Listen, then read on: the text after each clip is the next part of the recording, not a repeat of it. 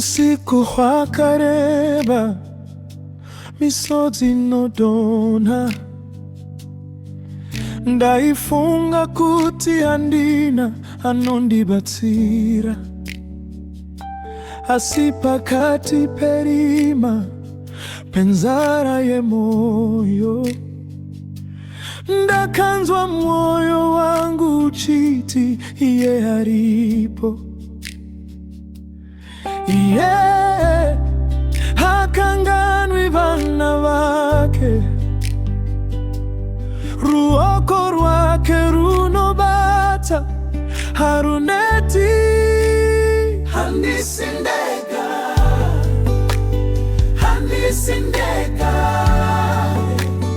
mwari wangu wari pedo kufuraha manesha mwari.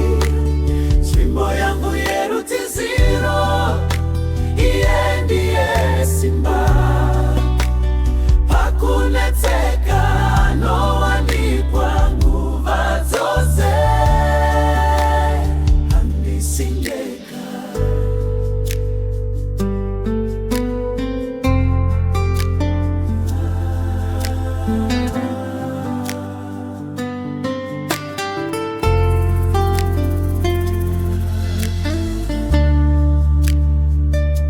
pakaoma zwinu zira yakasviba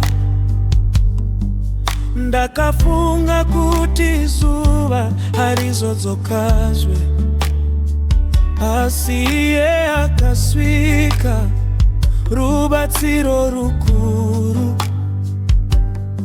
akapodza moyo akachinja rwiyo rwangu.